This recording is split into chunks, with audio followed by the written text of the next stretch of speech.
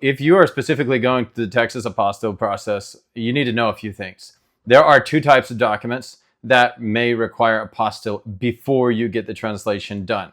So one is a recordable document. These types of documents do not need to be notarized, but they must be in their original or certified no photocopies that can be issued from a Texas County Clerk office or Texas Vital Records office. The second type is non-recordable document. These types of documents must be signed originals. There cannot be any photocopies, and they must be wet ink or online notarized by a notary in Texas.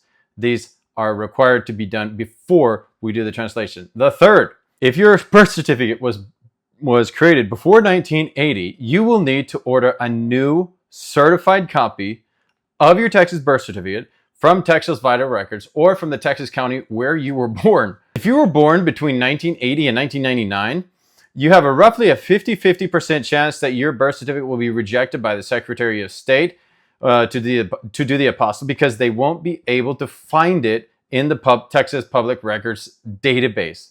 I know, it's crazy. You have this document. It was created by the state that you're in, and they can't apostille it because you've got to get a new one. Okay, so it gets a little bit more confusing here. Guys, I'm not trying to make it confusing, trying to get it a little bit more clear for somebody out there, but this is specifically in Texas and specifically with Texas records.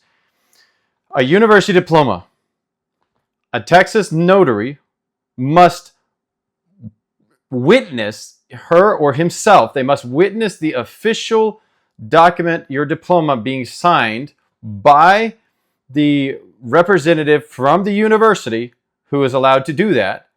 And then it can be notarized, but it cannot be notarized by the person who signed the document. So for example, if the university representative signed the diploma and they were a notary, they could not notarize the document. It would not be valid at that point. Here's another example, a fingerprint card.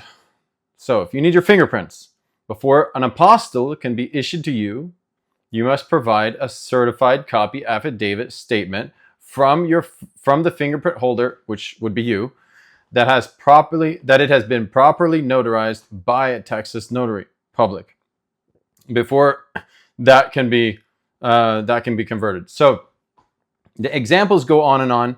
It does get a little confusing and challenging.